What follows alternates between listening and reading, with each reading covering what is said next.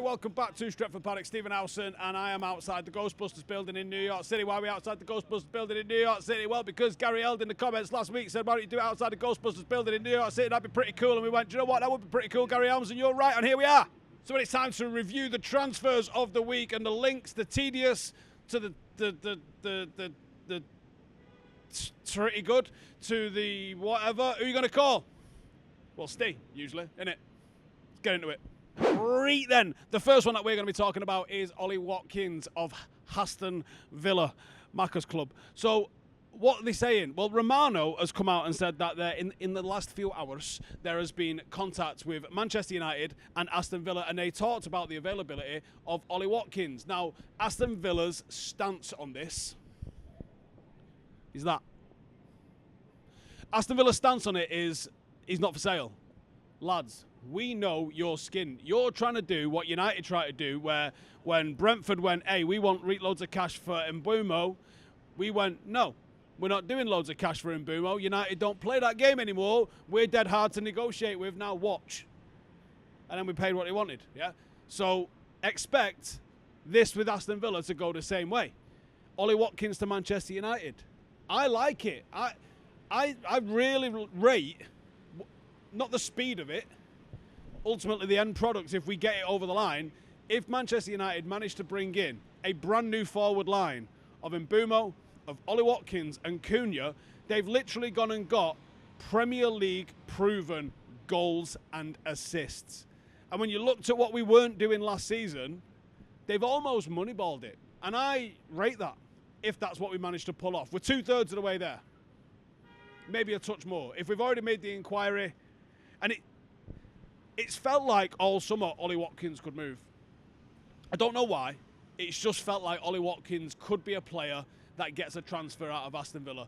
Now, we know Aston Villa's financial situation, and for those not aware, forget what you see on Twitter, and red cartel, and ruining the game, and close shop. Forget all that. Here's what actually happened. Aston Villa 5x'd their wage in about 4 years. That's why Aston Villa are up the wall with PSR. It's nothing we did, right? Even though that's what they're trying to say. It's Aston Villa spent beyond their means. Now they need to sell players. Hi, Manchester United, we'd like to take the Ollie Watkins lad off your hands, if you please. I like it. I like it. And this is one of those where you go, right, we've got 2/3 of the forward line fixed. In the press conference yesterday, Ruben Amorim was kind of saying, we've got plenty of options in the forward line. He has to say that. We clearly don't have enough options in the forward line. An Ollie Watkins-sized thing coming in would be absolutely sensational. And then you actually would start to look like you've got options in the forward line. You'd have Watkins, Mbeumo, Cunha, probably as your first choice forward three. But very quickly, right behind that, Mason Mount, whether it's a Bruno or somebody else that's playing it in one of those extra positions, Joshua Zirkzee, Ahmad, and then maybe one of the youngsters. Ethan Williams has been getting name-checked a little bit of late. You know, that starts to look like you've got a little bit of strength in depth, which where we were last season is night and day.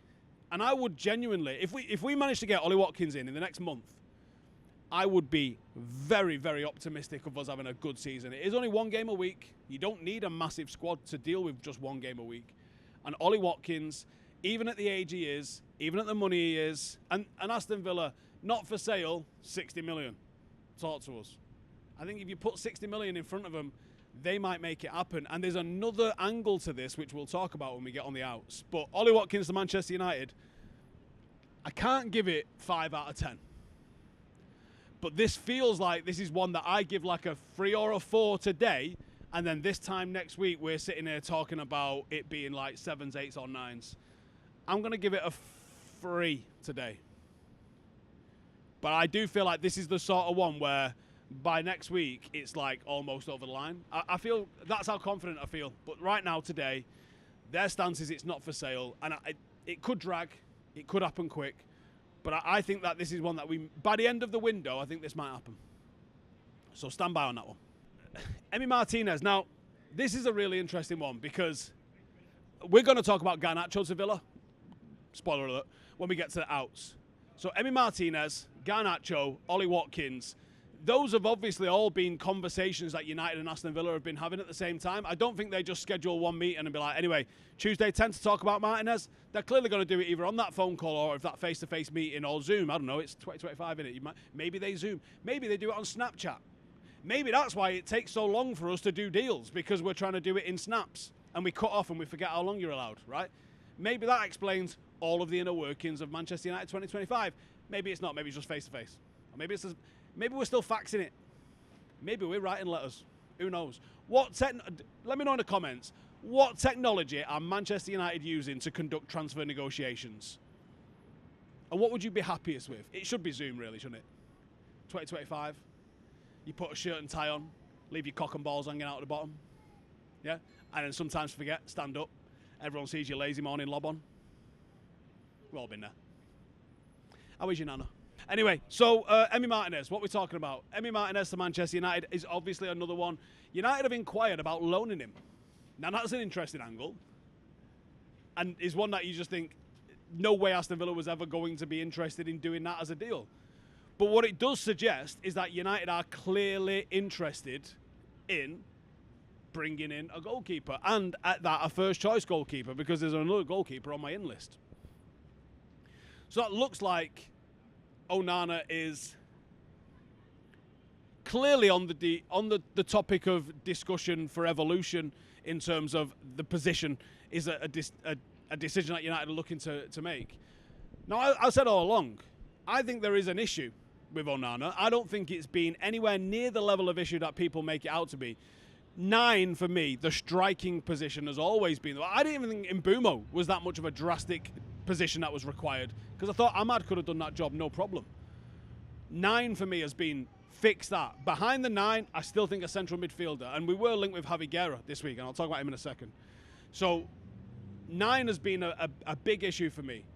Goalkeepers on that list, but I would probably put it behind the 9, behind a central midfielder, behind an out-and-out right wing back, whether that's an offensive one or a defensive one or one that can do a bit of both. Then I would probably look at goalkeeper. I really think it's quite far down the pecking order in terms of positions that we needed to sort.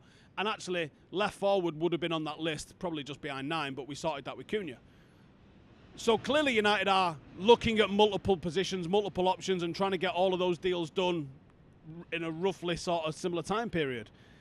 I'm not excited by Emi Martinez, though. That doesn't mean that means that the deal's not happening because Steve don't like it. It's not how it works, right? I just don't think he's a massive upgrade on Onana. I think there's good goalkeepers out there in the world. I just don't think Emi Martinez is one of them. I've said it time and time again. I think his performances at World Cup and his ability with penalties has massively elevated his reputation as a goalkeeper, more than his ability justifies. Whether I like him or not is irrelevant, because we could still sign him and I'd be like, listen, I hate him. No, don't want him. 10 out of 10. It doesn't work like that. What Romano says in his report is that United are looking at both young and experienced goalkeepers as options.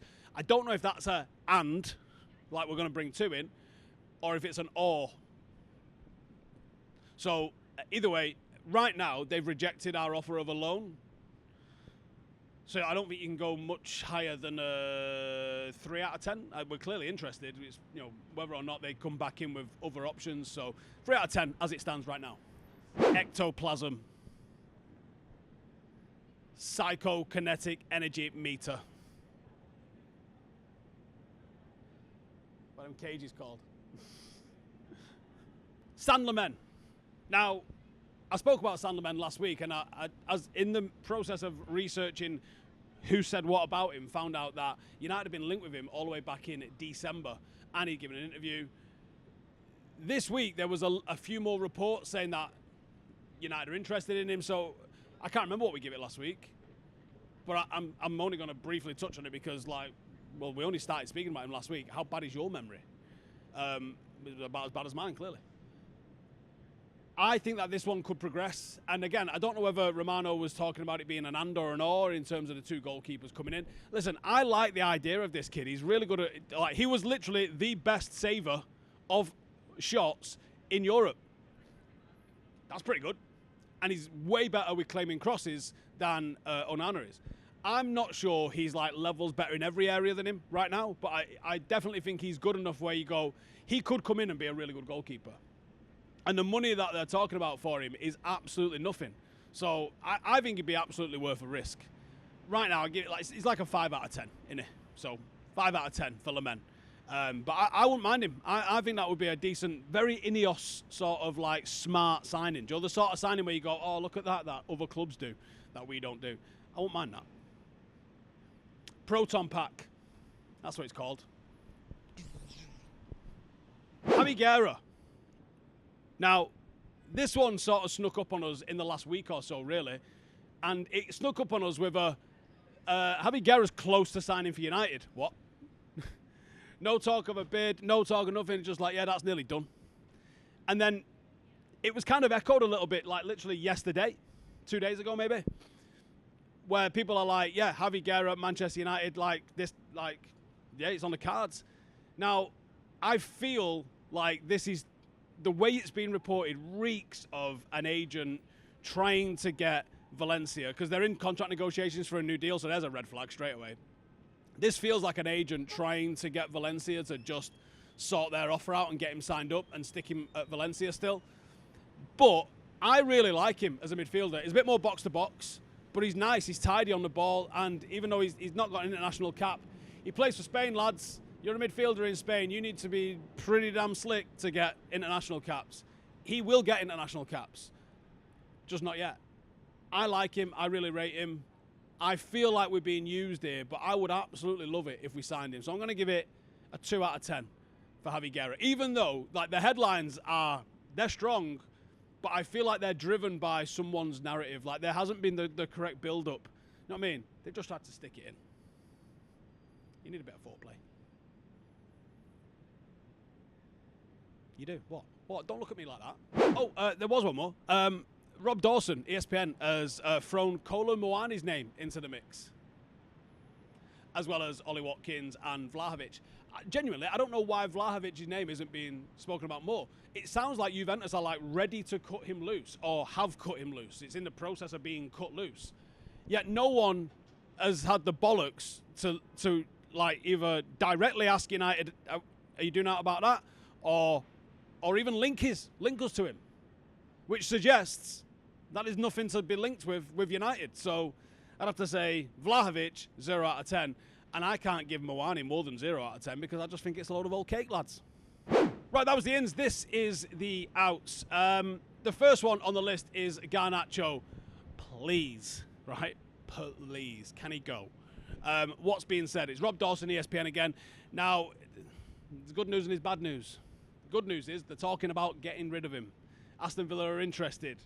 Sweet. What's the bad news? Bad news is they ain't got no cash. Joe, earlier when I was like, yeah, they're pretending that they're not trying to sell Ollie Watkins. We know you're skint, lads. You haven't got the dough to bring Garnacho in. So what's going on then? Well, just what I just said. Pay attention.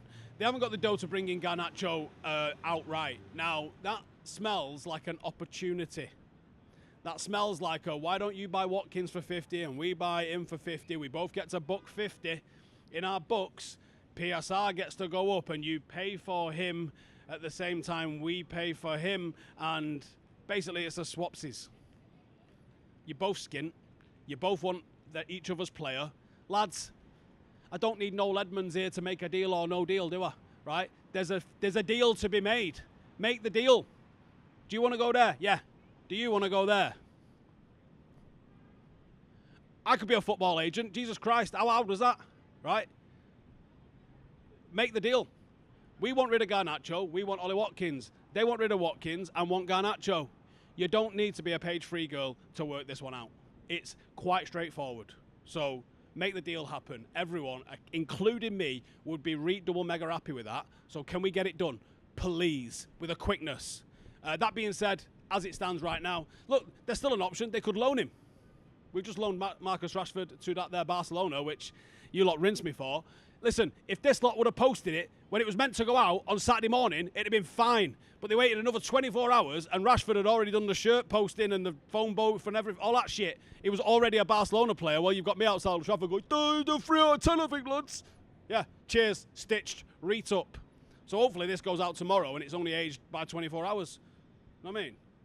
We told you don't come here for the news, and if you do, you're a dickhead. Containment box. Is it? Something like that. Rating on Garnacho. I reckon by the end of the window he's 10 out of 10 gone. I have no idea how. I'm sure Stretford Paddock get a phone call at some point. Do you want him? Does he know it's subs? He's got to pay subs. It's a £40 signing on fee. Well, he's a new player and it's £75 signing on fee. Get buy your kit. Right now, I feel like it's 7 out of 10. I feel like we're playing footsie under the table with him, but he'll go. Sky Sports. Do you remember when they used to be good? Been a minute, that, hasn't it? Now it's just absolute wibble. Pretend podcast nonsense. Stretching out every story for 24 hours because they got to fill in like 7 channels that are on 24/7. Make a big deal out of anything that United do. Meanwhile, absolute silence on all of the other wibble that's going on in the world of football. Know what I'm saying? Yeah, and not even talking about what happened with Thomas Partey. Arsenal, complicit. Anyway, the last one that we're going to be talking about is Antony. Sky Sports are saying Antony to Saudi. Oh, well, which in particular sovereign club of the Saudi state would that be going to then? Oh, don't know, just Saudi. Cheers, lads. Fantastic footballing reporting that. Where's he going? Over there. Who's who? What colour? You're not even asked. That's absolute top level shit post journalism. What are you doing? You just linked him to a country or a league. Pathetic. Honestly, journalism is dead and you lot stabbed it. Pathetic. Pathetic. Just make a Al Hilal. You don't even know the names of them, do you? You're just like, brr. What's the one Ronaldo's at? What colour are they playing? Yellow. Who's the blue one? There's a green one, isn't there? Do the green one. Pathetic. So Antony to Saudi. They're linking Antony to Saudi because Betis are skint. And they want him on loan again. And they don't want to give him on loan again. Does it matter? Doesn't really matter, does it? Look, I think Antony will go by the end of the window. And it's nuts that they've not been able to find him a place. Because he seems willing to go. I mean, he literally moved himself to Betis and was like, these will figure it out. Now, if you're going to have to pack it all up in a U-Haul and get it over to Saudi, that's a bit of a ball ache, isn't it? I think he'll go. I actually still think he'll end up at Betis. I think they'll figure it out. But, like, he's not... Antony to Saudi, minus 100 out of 10. You absolute dickheads. Antony to leave by the end of the window. Yeah, like an 8 or something. Just not to a nation. Hey, that's us. Next week, where are we? Atlanta. Well, you know the dance by now. Get in the comments. Whereabouts in Atlanta do we need to be doing this here show? See in a bit. I'm nearly blind with sweat.